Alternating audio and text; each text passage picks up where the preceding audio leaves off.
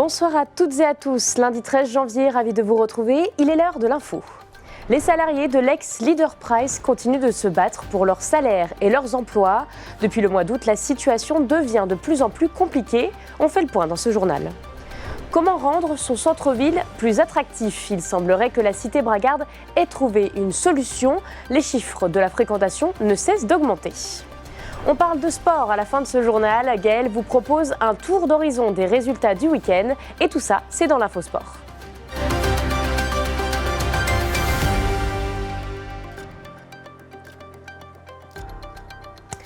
À Saint-Dizier, la situation de l'ex-magasin Leader Price, désormais Miamland City, n'évolue plus. Alors que les salariés avaient reçu 1 000 € à Noël, elles sont aujourd'hui toujours impayées et ont organisé avec la CGT et le collectif citoyen une manifestation devant le magasin pour cette fois-ci demander la fermeture de la franchise. Les détails avec Paul Deswatines.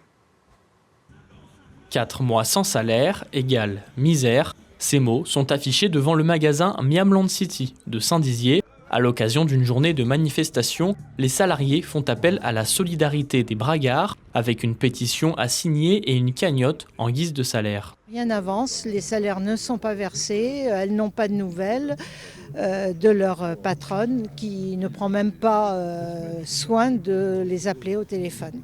C'est pas vivable. Comment faites-vous pour vivre sans salaire? On souhaite déjà avoir nos salaires, c'est tout ce qu'on demande pour l'instant. Parce que ça devient difficile, très très difficile. On restera à leur côté pour les soutenir, pour faire en sorte que ça aboutisse et qu'elles soient payées. Depuis le mois d'août, les salariés n'ont reçu que 1 500 €. Aujourd'hui, elles se nourrissent grâce au soutien de la Croix-Rouge et les 30 € par semaine du Centre communal d'action sociale. Elles regrettent le manque de soutien et de communication de la mairie. Surtout que monsieur le maire nous entend, qui ferme carrément le magasin. Ou le sous-préfet, ou je sais pas qui, mais fermer carrément le magasin parce qu'on n'en peut plus. On est emprisonné. De toute façon, si le magasin est fermé, on n'est toujours pas payé, autant qu'on reste chez soi. On aimerait avoir des nouvelles de quelqu'un, Madame Rachel Blanc ou Monsieur le maire, parce que quand on les appelle, ils répondent pas et puis ils rappellent pas.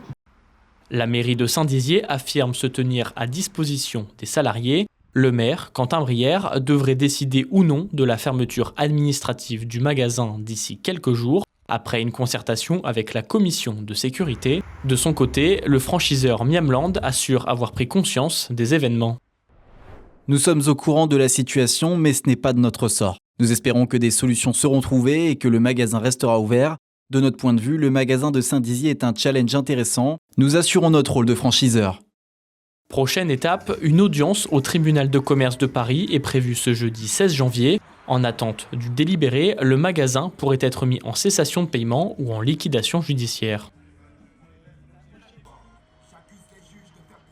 Et à noter que la mairie de Saint-Dizier vient de réagir sur ce sujet. Je vous cite l'adjointe au commerce, Rachel Blanc. Ce magasin ne peut être maintenu ouvert que si l'exploitant respecte les salariés et les rémunère. Pour rappel, si le magasin doit fermer, c'est la mairie qui prendra la décision. Le centre-ville de Saint-Dizier connaît un véritable regain de vitalité. Avec une fréquentation en forte hausse, la ville se transforme peu à peu. Entre initiatives culturelles, rendez-vous festifs et stratégies municipales tournées vers le dynamisme économique, la cité bragarde compte rendre son cœur de ville attractif. La rédaction vous en dit plus. En 2024, plus de 693 000 visiteurs ont emprunté le centre-ville de Saint-Dizier chaque mois, un chiffre en hausse depuis 2021. Il est mesuré en permanence par le logiciel MyTraffic. Si les passants sont de plus en plus nombreux dans les rues commerçantes de la cité bragarde, c'est parce que les événements se multiplient. Cette année, le lac du Der a fêté ses 50 ans. Pour l'occasion, des concerts, des animations et une enflammée du port ont été organisés. Plus de 40 000 personnes étaient réunies pour le week-end d'ouverture. Tout cet événementiel, il est là pour changer de regard. Mais il est aussi là pour faire du développement économique. Je le dis, c'est pas pour se faire plaisir. C'est quand on fait Extra-Lac, c'est pour que le tourisme devienne un vivier d'emploi extrêmement fort pour le territoire et qu'on n'ait pas que l'industrie. Quand on fait Musicalité, c'est pour qu'il y ait du flux qui vienne en centre-ville. Quand tous les événements qu'on fait en ville, type l'Aristide, est organisé, c'est pour que les gens viennent sur nos trottoirs, dans nos rues et aident nos commerçants à travailler à Saint-Dizier. Et pour attirer plus de monde au centre-ville, la mairie a instauré des rendez-vous. La beauté sauvera le monde en est à sa 4e édition. Et le musical été déplace toujours autant les foules.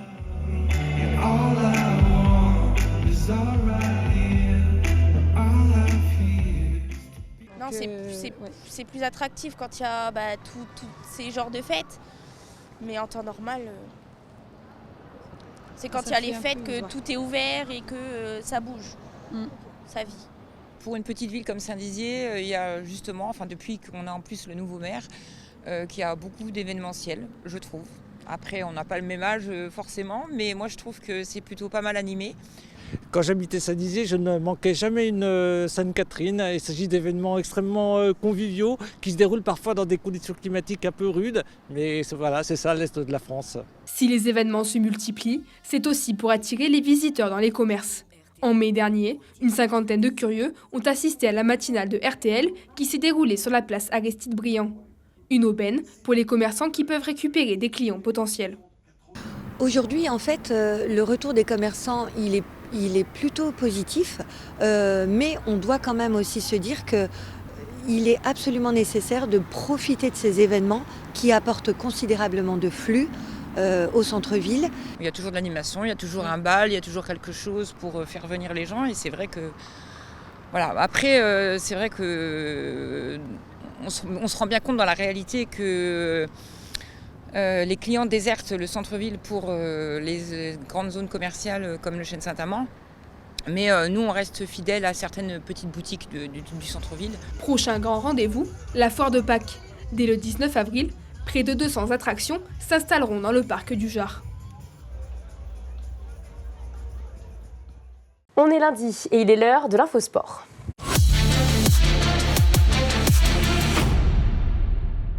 Bonsoir Gaël. Bonsoir Clémentine, bonsoir à tous. On est parti comme tous les lundis soirs pour 10 minutes de sport 100% local. On va revenir sur tous les résultats du week-end. Alors on va parler d'escrime, de volley, de trail, mais la compétition de ce week-end c'était la Coupe Gambardella. Oui, c'était les 32e de finale et en Haute-Marne, ça faisait bien une vingtaine d'années qu'on n'avait pas vu ça. Samedi, le tout jeune groupement sud-marnais recevait Belfort. En raison de la météo, le match a eu lieu sur le terrain synthétique de Vaux-sous-Aubigny, ce qui n'a pas empêché les supporters de venir en nombre. Malheureusement, l'aventure s'est terminée ici pour le club haut-marnais. Regardez le résumé de la rencontre.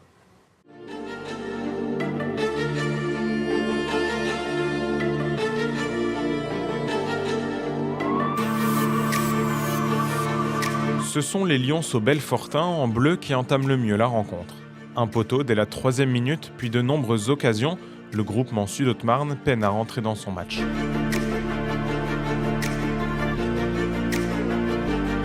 Un temps faible, conclu par l'ouverture du score de Belfort. Sur un coup franc direct, le capitaine Naël Bouledjouidja, fer de lance des Belfortins, trouve le petit filet au Marnais.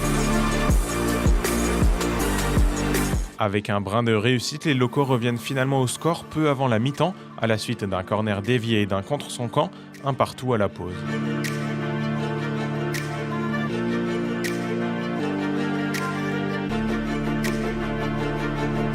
Au sortir des vestiaires, Belfort remet le pied sur le ballon, mais un des leurs va être exclu à la 50e minute. L'espoir regagne alors les rangs locaux, mais malgré plusieurs tentatives, les joueurs de Lionel Blanchot ne parviennent pas à passer devant au score. Jusqu'à cette 90e minute cruelle, d'un coup de patte brossé, l'entrant Zakaria Meideb crucifie Cléo Brahimi et les siens. 2-1 score final, Belfort signe un nouvel exploit et rejoint les 16e de finale de la Coupe Gambardella. Fin de l'aventure pour le groupement Sud-Haute-Marne. Je vous propose d'écouter l'entraîneur de ce groupement, Lionel Blanchot, en même temps frustré et fier à l'issue de la rencontre. Ce match se joue sur les petits détails, des regrets parce qu'on aurait aimé aller plus loin, mais voilà, ça reste un match de coupe. Certainement que le meilleur a gagné aujourd'hui. C'était une première pour nous. Je veux dire, je ne sais pas combien il y avait de personnes aujourd'hui, mais la main courante était bien garnie aujourd'hui. Donc écoutez, c'est une belle image pour le foot et notre groupement, pour le foot au Marnais, pour le travail qui est porté dans tous les clubs au Marnais. Même si c'est nous qui sommes allés un peu plus loin cette année, ça montre que dans les différents clubs de nos campagnes, il y a du travail qui est fait. Et je pense qu'on a tenté de montrer une bonne image dans un esprit de compétition, mais toujours qui est resté dans les règles. Donc je pense que c'est important. On passe au volley maintenant avec le CVB qui a bien du mal dans ce début d'année, Gaël. Oui, c'est le moins qu'on puisse dire. C'était passé de justesse en milieu de semaine en Coupe de France face à Ajaccio. Mais samedi soir, face à Tours, les Chaumontais ont payé leur méforme du moment. Vous le voyez, ils ont perdu 3-7-1 sans leur habituel capitaine, Joe Worsley, qui était malade. Les joueurs de Silvano Prandi restent quand même sur la 3e marche du classement. Prochain match jeudi avec la réception de Lunebourg en Ligue des Champions, où la victoire là sera impérative. Dans le même temps, les joueurs de Saint-Dizier, eux, se sont plutôt imposés. Oui, eux ont réussi leur rentrée 2025 à domicile. Les joueurs du CO Saint-Dizier ont dominé les Meurthe-et-Mosellans de Jarny. Les 2 premiers sets sont globalement maîtrisés par les partenaires de Nicolas Danco, 25-18 puis 25-20. Petit trou d'air néanmoins dans le 3e set qui permet à Jarny d'en profiter. Mais Saint-Dizier était bien au-dessus samedi soir et vient s'imposer au 4e set, 25-19 sur une dernière attaque complètement ratée d'un Jarnysien. 4e victoire cette saison pour le COSD qui prend le large sur la zone de relégation. On fait 3-1, on aurait pu faire 3-0, ce qui aurait été mieux au niveau des points pour le classement. Mais c'est une victoire, donc on prend quand même, parce qu'on a besoin des victoires. On a eu quelques progrès par rapport au début de saison, on voit qu'il y a toujours des petits trucs qui pêchent, donc ça pareil, il va falloir retravailler l'entraînement. Mais au point de vue collectif, on commence à avoir des automatismes tous ensemble, on se trouve, donc ça commence à produire un bon petit niveau, quoi. Prochain match pour le COSD, c'est ce samedi, ce sera encore à domicile face à Ute-Thionville. Et cette fois-ci, on clôt les sports collectifs avec 2 résultats de basket. Oui, sur les parquets aussi, c'était la reprise ce week-end. La Gauloise de Vitry en National 3 s'est imposée largement à domicile face à la lanterne rouge du classement Épinal-Golbet. Mais vous le voyez, Saint-Dizier en pré-national, c'est l'inverse. Le Saint-Dizier s'est incliné chez le Senseo-Troyen, un adversaire direct pour le maintien. On quitte les gymnases et on sort à l'extérieur. Malgré le froid, ils étaient nombreux à participer au trail de la Galette. Oui, ils étaient 300 au départ, 300 un peu à chercher comment se réchauffer avec les moins 3 degrés de dimanche matin.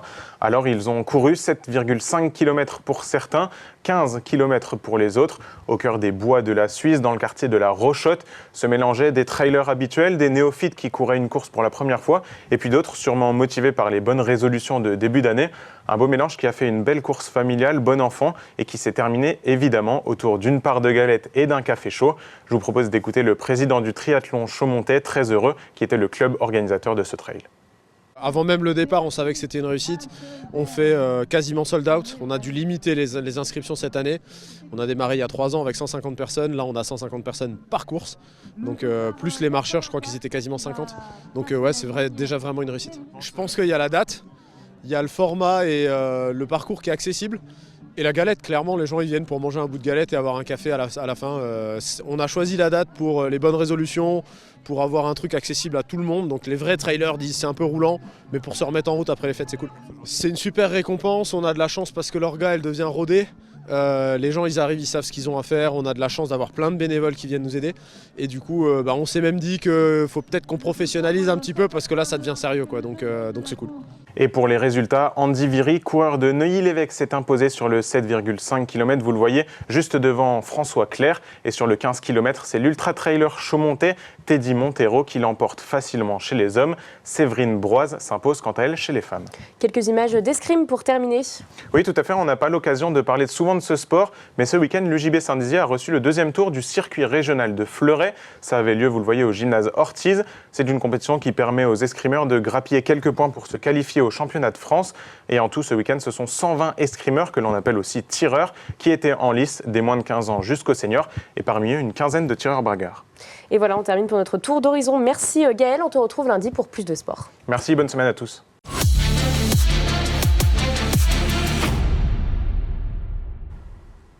C'est la fin de notre édition. Merci de nous avoir suivis. Tout de suite, la météo. L'information continue sur puissancetélévision.fr. Bonne soirée à vous.